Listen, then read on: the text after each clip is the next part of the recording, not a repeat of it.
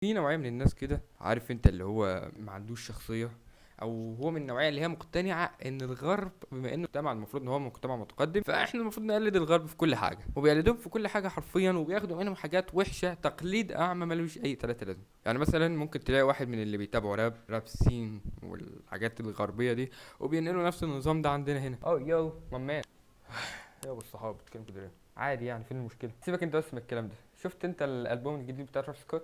ايوه يا اسطى، بس ترافيس سكوت بيحشر حاجات ملهاش اي 30 لازمه في النص. يا عم ايه بقى، ما تشتغلناش. بص اقول لك على حاجه، شفت انت الالبوم الجديد بتاع دريك؟ ما هو دريك مش احسن منه، ما هما الاتنين بيحشروا نفس الحاجات اللي ملهاش اي 30 لازمه في النص برضه. مان انت مش هتطلع لي مشكله في كل واحد كده. لما يبقى بيهاجم دينك وانت مهمتك في الحياه ان انت بتدافع عن دينك، حريه شخصيه، وهو ليه حريه اختيار ديانته او وجهته اللي هو عايز يتوجهها.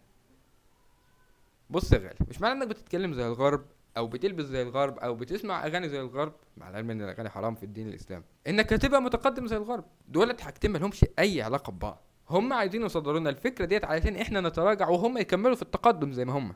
الافكار الوحشه اللي هم بيصدروها لنا من الاغاني احنا بناخدها وبنقتنع بيها، وهم برضو محدش مقتنع فيهم بيها. انا ما بتكلمش هنا على عامه الشعب، انا بتكلم هنا على الناس اللي بتتحكم في عامه الشعب.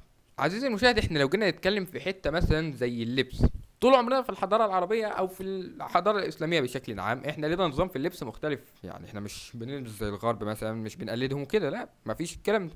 طول عمرنا لازما نبان بقى شكل مرتب ونضيف و الى اخره. وسبحان الله، بقينا برضو بنقلد الغرب حتى في شكلنا. يعني مثلا تلاقينا نحلق حلقات زي الغرب. ممكن تلاقي واحد بيقلد توم كروز وبيعمل شعره زيه. طب انت مش توم كروز وانت بتقلد توم كروز ليه يعني؟ تلاقي واحد مثلا بيلبس على الموضه بتاعه البنطلون المقطع والقميص الاوفر سايز، مش عارف، هو مش حلو، بس هو شايف ان هو لما يقلد الغرب هيبقى كده متقدم زي الغرب. احنا حرفيا كده بناخد منهم الحاجه الوحشه بس، مش الحاجه الحلوه حتى، فاهم؟ يعني احنا لو بناخد منهم الحاجه الحلوه مفيش مشكله، بس انت لما تكون بتاخد منهم الحاجه الوحشه بس بتاخد ذنوب وبتاخد حاجه وحشه كمان. ده بالنسبه لنا احنا كرجاله. طب لو جينا نتكلم مثلا عن البنات والستات بشكل عام، طول عمرنا عارفين ان المفروض ان الست طول عمرها المفروض تقعد في بيتها معززه مكرمه، والراجل هو اللي بيصرف عليها و الى اخره. فبقينا دلوقتي نسمع عن حاجه اسمها النسويه او السترونج اندبندنت وومن. يعني النسويه دي عباره عن ايه؟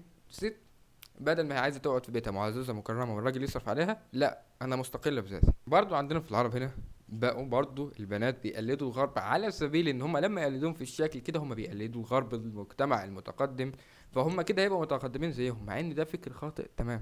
انك تكون متقدم زي شخص انك تاخد الحاجه الحلوه من عنده، لكن انت ما تقنعنيش ان انت لما تقلد شكلهم او لبسهم او انت كده تبقى متقدم زيهم. ده واقع فاشل.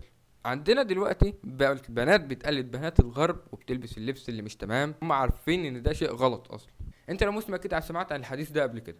قال رسول الله صلى الله عليه وسلم: صنفان من اهل النار لم ارهما بعد، قوم معهم اسياط كأذناب البقر يضربون بها الناس، ونساء كاسيات عاريات مائلات مميلات رؤوسهن كأسنمة البخت المائلة لا يدخلن الجنة ولا يجدن ريحها، وإن ريحها لا يوجد من مسيرة كذا وكذا. معناه ايه الكلام ده؟ معناه ان فعلا اللي هم النساء اللي بتلبس اللبس الضيق ده او بتلبس بالطريقه دي، واللي بيقلدوا الغرب برضو تقليد اعمى، وبيقول لك ان دي حريه شخصيه، وبياخدوا الكلام ده من عندهم وهم حافظين بس مش فاهمين.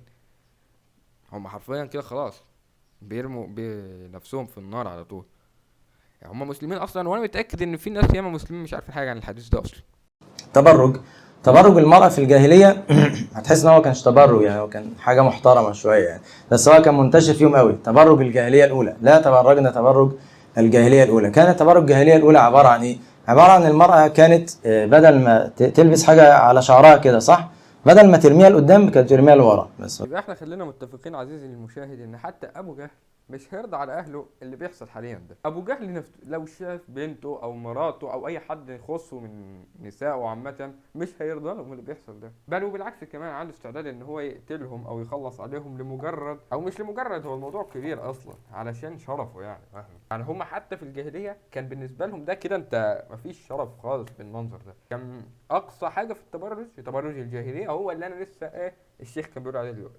لو رجعنا مثلا حوالي 50 60 70 او حتى 80 سنه ورا، من اول ما بقى في حاجه اسمها تلفزيون، هنلاحظ ان دايما كان بيصدر في التلفزيون دي افكار مش احسن حاجه. فكان ممكن يصدر لنا افكار وحشه عن ديانتنا احنا كمسلمين مثلا. المشكله الاكبر ان الموضوع ده وصل لحد حتى البرامج العربيه والمسلسلات والافلام العربيه اللي عاملينها ناس المفروض انهم مسلمين كانوا بيصدروا افكار وحشه، زي ان انت مثلا ممكن تقعد عادي في بار مثلا وتشرب خمره، ايه المشكله؟ انت كده متحضر، مع ان ده مش تحضر. على العموم قد هنا اكون وصلت لنهايه الفيديو. كان في كلام كتير ممكن اقوله، بس يعني انا مش حابب اطول الفيديو لان انت اكيد عزيزي المشاهد مليت من المشاهده. والسلام عليكم ورحمه الله وبركاته.